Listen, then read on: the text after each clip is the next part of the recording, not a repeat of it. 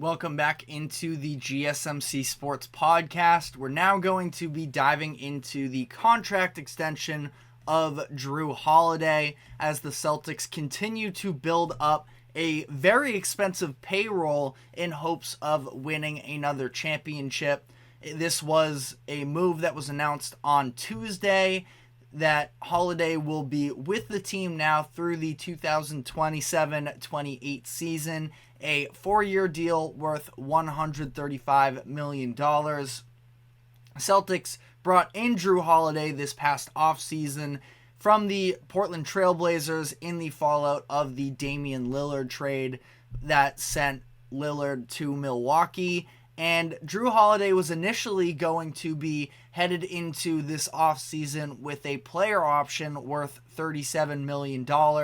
He was expected to probably decline that deal so that he could cash out on one big final contract. He's turning 34 in June, but instead he is under contract for the next handful of seasons, and he's going to be a lower cap hit for next year alone at $32.5 million. So about $5 million saved for the Celtics just in that sense.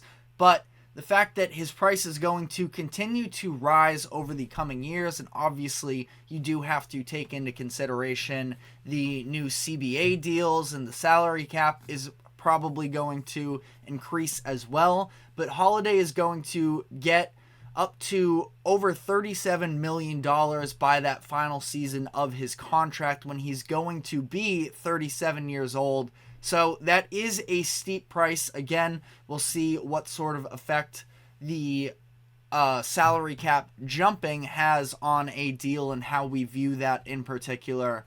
But when you look at Jrue Holiday's season averages on paper, they don't particularly stand out as a 30 million plus player. Just 12.5 points per game, 4.9 assists per game, and 5.4 rebounds per game, under 1 steal per game for the first time in a handful of years. First time of his career, actually, as I look at this now. But I think that it goes beyond that. He is still an All-NBA caliber defender. He's been All-NBA defense the past 3 seasons and 5 of the past 6 seasons. He provides a level of flexibility on defense that does give the Celtics and any team that he is on a bunch of different options.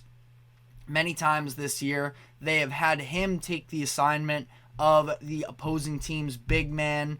They've done so against Karl Anthony Towns when they played the Timberwolves earlier this year, against Joel Embiid, against Giannis, and others. This allows Porzingis to sort of float around a little bit more in that roaming big man position where he can help on various drives from the big man in an Eastern Conference where you have Embiid and Giannis.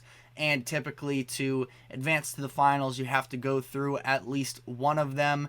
Porzingis was dealing with foul trouble early in the year as well, and Holiday has been able to, again, just provide some different looks at certain occasions that have been very valuable to the Celtics defense as they've become the number 2 team in defensive rating this season. He and Derek White are just a very, very good combination of perimeter defenders from the backcourt spots where they're especially massive in getting back in transition defense. The Celtics are 4th in opposing fast break points, and that is in large part due to the fact that while you have Jason Tatum arguing on one side of the court after he didn't get a foul call, Jrue Holiday and Derek White are hauling back on the other side to get back and disrupt any type of a fast break opportunity for the other team. And also offensively, the IQ, the ball movement, not that his assist numbers are particularly high, but he consistently makes the right plays, and he shoots 60% on corner threes, which is in the upper 90% of players in the NBA. So he's automatic from there and provides a level of spacing that plays into a very three-point centric Celtics offense as well. And you can definitely make the argument that this contract extension could end up being an overpay, but I do also think that when you're talking about the Celtics organization here, they do deserve credit from an ownership perspective to actually be willing to try and max out on their salary cap table in order to compete. They know they have a legitimate contender now, and they should for the next handful of years, considering their two main stars in Tatum and Brown are both in their mid-20s. Jrue is now on a 4-year extension. They signed Kristaps Porzingis to a 2-year extension when they traded for him over the offseason. They gave Jaylen Brown the max contract last year, and Jason Tatum is now due for a supermax this coming offseason. I will say, as a Boston sports fan, it's actually nice to see one of these organizations spending on their teams. The Red Sox have forever scarred me, I think, and the Patriots are one of the sneaky lowest spending organizations over the past decade. And now you have the Celtics and the way that their ownership is actually willing to spend to sort of help out the Boston faithful in that sense. I know not the most popular from a national perspective, but just something I wanted to point out there, as the Celtics are going to be one of the most expensive teams in the league headed into next season and for the foreseeable future. And because of that, they are going to be very much restricted with roster flexibility in these coming years with the newest CBA limits on what type of moves a team can make while over the second luxury tax threshold. A variety of different restrictions, such as not being able to sign any vets to the minimum, can't be involved in the buyout market, can't combine multiple smaller contracts in order to go and get a more expensive player. So they are going to be stuck with the group they currently have in large part for the next handful of years. But at the same time, you look at the Celtics roster, and they do have some level of, none of these players are really aging to a point where they're going to be massively overpaid in my eyes, just based off of, if we're talking, and I hate to sort of throw other players under the bus, but a deal like Bradley Beal, where he makes a tremendous amount of money, has struggled to stay healthy over the course of his career, and yet he is on a $60 million contract. He's through the 2026-27 season. It's $46 million, just under 47 this year, and by his final season he's going to be making 57, so almost $60 million. And yeah, he's still only 30, so again, maybe unfair of me to throw a player like that under the bus.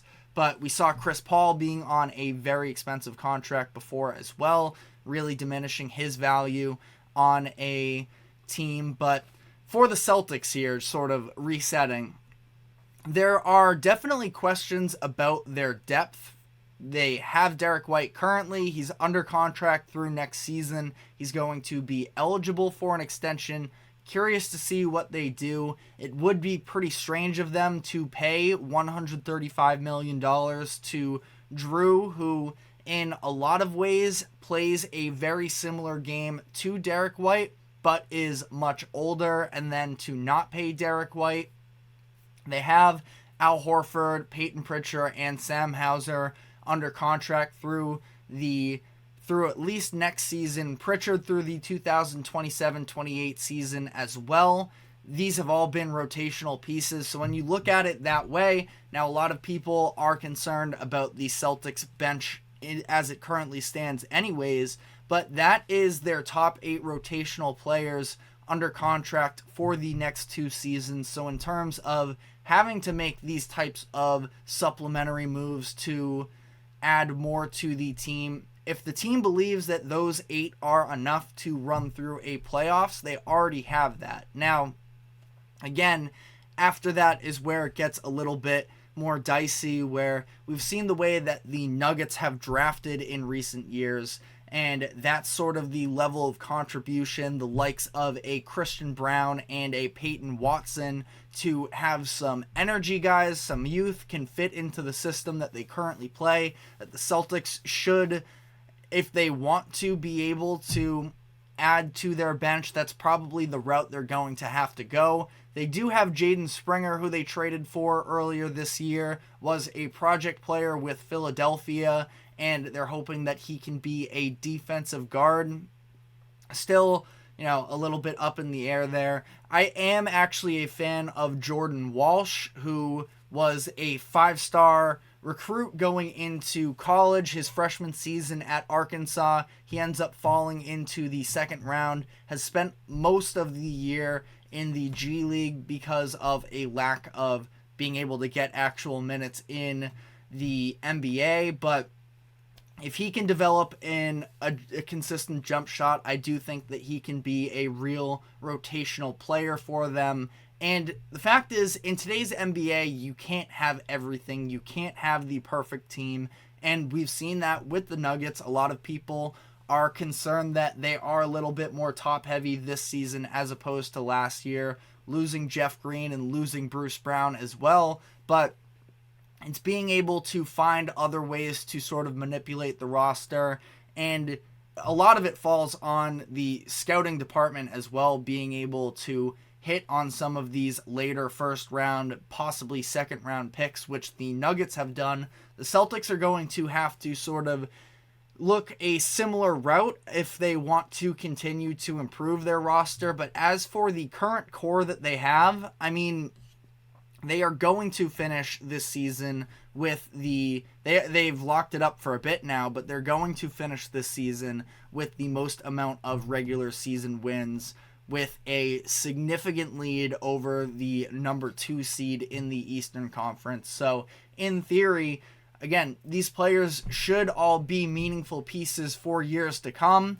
Now, if you are going to sort of poke at holes in this, Al Horford is only getting older, and he's a bench piece who has been sort of spotty in terms of how many games he's actually playing this year. They're resting him a lot on pretty much most back-to-backs, but he still played 65 games this season, and again, his production definitely not what it always has been, but that is an area to look if you're talking about the bench falling apart. Kristaps Porzingis is also somebody who provides a very important layer to their offense, but we've seen him be injury prone in the past. They've done a pretty good job of also sort of limiting his minutes this season to make it to the playoffs, but you always do have that sort of concern about something could possibly happen with Porzingis, and really those are the two big. And then Jrue Holiday, by the time it's the 2027-28 season and he's 37 years old and he's making $37 million, that might not look very good. At that point, I still don't think that with his game he is going to be a negative necessarily. He should still be able to be, at least at that point, a bench role, maybe provide some of the types of contributions that Kyle Lowry gave the Heat headed into this season, where there was a clear decline at that point. But, I do think that this is a statement from the ownership group that they are committed to winning and they don't mind spending the money, which, again, as a Boston sports fan, I do appreciate, because none of the other organizations, the teams in the city, are actually investing into their teams. So I like the move. I understand the concerns with it, but I was very for it, and it's very encouraging that they're going to have this starting core that's won 62, 63 plus games this season, and they're going to be running it back for years to come.